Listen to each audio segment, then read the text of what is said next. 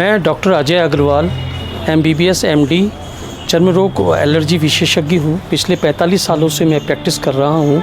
मेरा clinic Sodala Ajmer road पर है और मेरा निवास 66 विवेक विहार न्यू सांगानेर रोड सोडाला जयपुर है।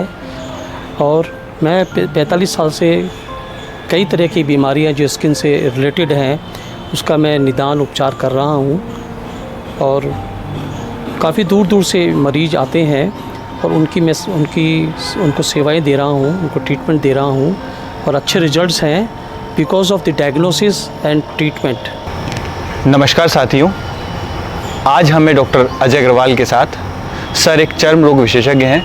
आज हम सर से जानने वाले हैं कि स्किन से रिलेटेड या चर्म रोग से रिलेटेड किस किस तरह की परेशानियां सर ज़्यादातर लोगों में देखने को मिलती है। तो सर आप हमें बताएं कि स्किन रोग ज़्यादातर किस तरह के स्किन रोग आपको लोगों में देखने को मिलते हैं। Skin disease mainly nutritional deficiency पहला कारण। हम लोग खान पीन का ध्यान नहीं रखते, हाइजीन मेंटेन नहीं करते हैं, साफ़ सफाई का बिल्कुल ध्यान नहीं रखते हैं।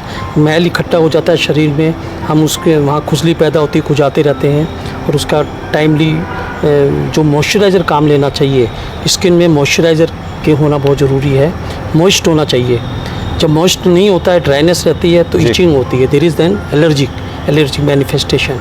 फिर यदि अनहाइजीनिक कंडीशन है तो there is infestation and infection basically fungus यदि होता है तो वो एक्चुअल में ह्यूमिडिटी, लगातार पसीना आना, ह्यूमिडिफिकेशन। दूसरा क्या होता है कि जैसे साबुन के पानी में, गंदे पानी में, राख भरे हुए पानी में लेडीज़ ज़्यादातर काम करती हैं तो उनके फंगल इन्फेक्शन हो जाता है। दूसरा वायरल इन्फेक्शन होते हैं। तीसरा सेवरल इन्फेस्टेशंस आर देयर।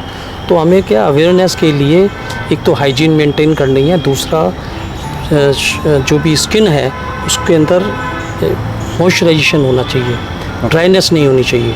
तीसरा न्यूट्रिशनल डाइट बहुत ज़्यादा ज़रूरी है और उसके लिए न्यूट्रिशन हरी सब्जियां का सेवन अपन करें और ज़्यादा चिली, स्पाइसी और फ्राइड 3 चीज़ हम अवॉइड करते हैं। चीनी नहीं ले ज़्यादा अपन चिकनाई काम में नहीं ले और चरपरी चीज़ें नहीं ले। फ्राइड, चिली एंड स्पाइसी, इन तीनों चीज़ों का अपने को कम से कम सेवन करना चाहिए। सर स्किन में अगर कोई भी डिजीज़ हो जाती है तो उसके सिम्टम्स क्या क्या होते हैं? सबसे पहले मरीज को कैसे पता लगता है और कब उसे चर्म रोग विशेषज्ञ के पास आना चाहिए? पहली बात तो अनकंट्रोल्ड ईचिंग। सेकेंड इरप्शन कहाँ पर किस टाइप के हैं, वेजिकुलर इरप्शन है या चकत्ते जैसे बन जाते हैं वो होता है। तो वो पेशेंट क्या होता है, पहले तो कम होती है ईचिंग तो वो ध्यान नहीं देता, बोला ठीक है थोड़ी बहुत खुजली होगी, कोई छोटी मोटी गोलियाँ मेडिकल स्टोर से ले लेंगे।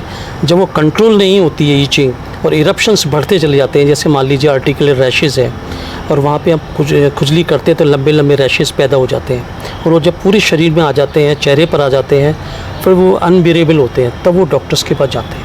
ओके सर, जब कोई भी मरीज़ आपके पास आता है उनके डायग्नोसिस के लिए सबसे पहले आप क्या करते हैं? डायग्नोसिस के लिए we got 2 tools, our experience and qualification. Okay, दो ही औजार है हमारे पास में, हमारी क्वालिफिकेशन और एक्सपीरियंस।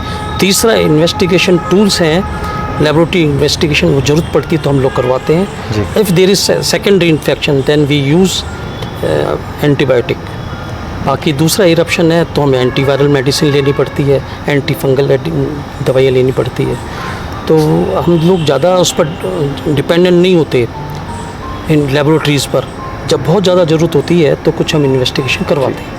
सर आपने एक बात बोला कि लोग जनरली मेडिसिन ले लेते हैं कोई मेडिकल स्टोर से जाके। जैसे मैं भी देखता हूँ कई बार जनरली लोगों को अगर कोई ईचिंग शुरू होती है तो वो एविल गोली ले लेते हैं, इस तरह कोई भी ईचिंग से रिलेटेड कोई टैबलेट ले लेते हैं और वो समझते हैं कि इससे प्रॉब्लम सॉल्व हो जाएगा। तो उसके बारे में आप क्या बताना चाहते हैं?